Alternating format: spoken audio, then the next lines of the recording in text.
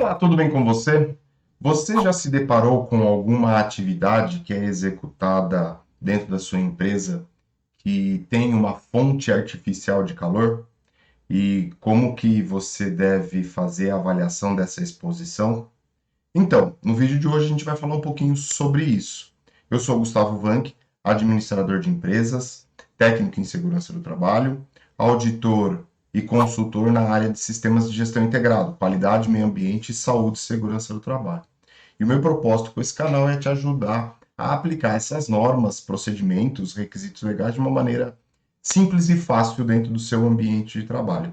E hoje vamos falar de exposição ao calor. Gera algumas dificuldades, gera algumas dúvidas, vamos esclarecê-las para que você possa adequar a atividade do seu trabalhador de uma forma que ele possa render mais e seja um ambiente seguro e saudável.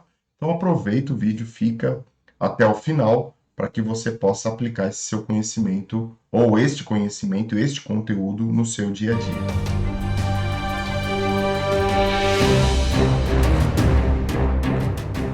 Muito bem, nós estamos falando de exposição ao calor, risco físico, né, e ao risco físico agente calor.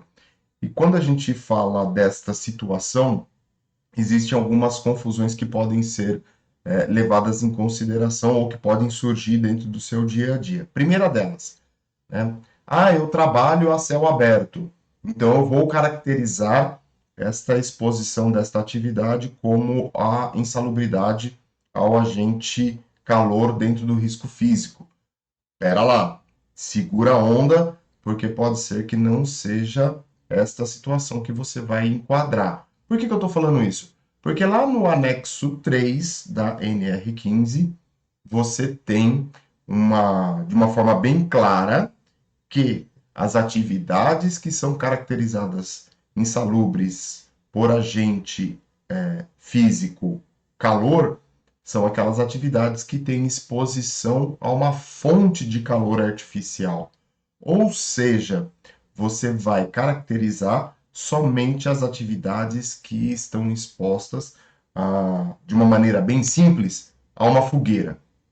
Então, eu estou realizando atividade, tem uma fogueira ali do meu lado, então significa que eu tenho uma fonte artificial de calor. Neste momento, você pode caracterizar essa atividade e aí você vai fazer a avaliação dessa atividade com relação à exposição ao agente físico calor. Então, é muito importante a gente ter isso em mente. Ambientes abertos ou ambientes fechados que tenham uma fonte artificial de calor. Qual é essa fonte artificial de calor? Pode ser um forno, pode ser uma siderúrgica, pode ser, sei lá, de repente, um maçarico, solda, talvez, né? Pode gerar aí alguma fonte de calor, pode ser algo que pode gerar calor. Então, tudo aquilo que você tem dentro da sua empresa que gera calor de alguma forma, um fogão, uma churrasqueira, enfim, qualquer fonte artificial de calor você pode caracterizar. Mas para você caracterizar, você precisa avaliar isso quantitativamente. Isso é importante. Para o calor, a gente precisa entender essas questões quantitativas desta exposição. E é por isso que eu estou fazendo esse vídeo com vocês, para a gente olhar um pouquinho para essa quantificação. Aqui eu não vou colocar cálculo, não vou fazer fórmula nenhuma, não é esse o propósito do vídeo hoje, mas mostrar para vocês que houve uma mudança neste anexo da NR15 e que ficou muito bacana. Vamos dar uma olhada?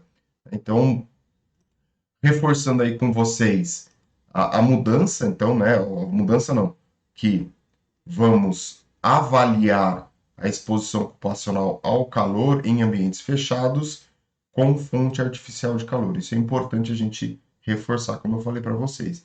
E o que eu vejo que é uma mudança significativa e que foi uma mudança muito boa para a exposição ao calor foi justamente com relação ao metabolismo e à temperatura, o IBUTG médio. Lógico, aqui nós estamos falando dos limites de exposição ocupacional. Se você vai falar de limite de exposição, estes valores que eu acabei de mostrar para vocês são o teto, ou seja, eu não posso trabalhar em nenhuma atividade acima desse metabolismo ou acima dessa temperatura mencionada no anexo 3 da NR15. Mas devemos lembrar que com a metade disso, ou seja, se você tem uma determinada avaliação e você está na metade deste limite de exposição, você já tem que agir em cima desta atividade, ou seja, você vai ter que tomar algumas medidas para que esta atividade, para que esta fonte de calor não venha se tornar algo insalubre para o colaborador. Isso é muito importante. Então tenham isso em mente. Os limites de tolerância que nós temos para o anexo 3 da NR15 são esses. Então você tem a taxa de metabolismo e as questões dos limites de temperatura. E outra coisa importante e legal da gente tratar dentro desse vídeo é que o metabolismo ele vem mais detalhado, ele vem trazendo algo mais que você consegue comparar com a atividade que está sendo realizada. Então, por exemplo, vou realizar atividade sentado, em repouso, trabalho leve com as mãos, trabalho moderado com as mãos, trabalho leve com o braço, enfim, você tem todo o detalhamento dessa atividade.